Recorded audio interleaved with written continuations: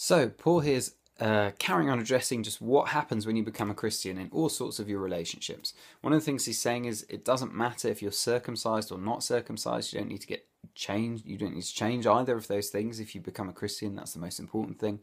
That's in a culture where they were discussing, particularly as a result of Judaism being the source of Christianity, whether you needed to be circumcised in order to get saved. And he's really just saying, no, you don't. There's a question about, do you need to be free, like as a citizen, a free citizen? And he's saying, no, it doesn't matter if you are a slave in so much as for your salvation. You're free in Christ. It doesn't matter if you're a free person. You're a slave in Christ. You've become Christ's slave. That what matters is you're responsible before God and you've come to know him. That's the essential thing. Now, elsewhere, actually, when we understand the scriptures, we do see that it doesn't endorse slavery. And William Wilberforce, who campaigned against slavery, was doing so on the basis of biblical principles. But just here, what Paul's saying is the key thing for every person is whether they know God.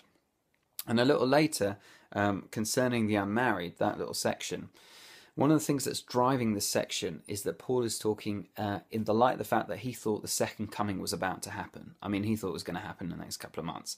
So he's saying, look, I think Jesus is coming back ASAP. There's no point getting married. If you can stay unmarried, just stay unmarried because he's about to return. And that, when you understand that, it gives you a bit of a context in terms of understanding the rest of it. That's why he's got this level of urgency of don't worry if you don't need to get married, just don't get, if you can handle it, don't get married, and so on. How do we read that in the light of the fact that Jesus didn't return? Well, Paul gradually over time, and you can see this progression with his letters, comes to understand that Jesus isn't going to come back quite as quickly as he'd originally expected. And so he slightly modifies some of the things that he says.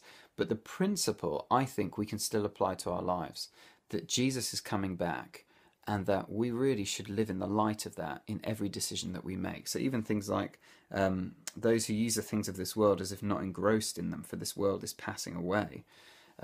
Those who are happy as if they were not happy. He's not saying, when you read it in the light of everything else he says, he's not saying it's wrong to be happy. He's just saying that the return of Jesus should be the main thing that we're looking forward to.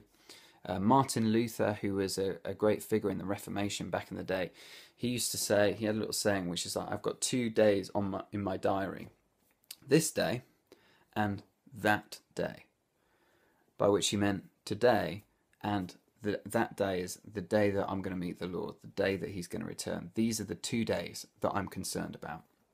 And I find that to be an incredibly helpful principle, to have 2 days in my consciousness. First of all, today, and then secondly, the day I meet the Lord face to face. And how am I to live this day in the light of that day? What does that look like for you today?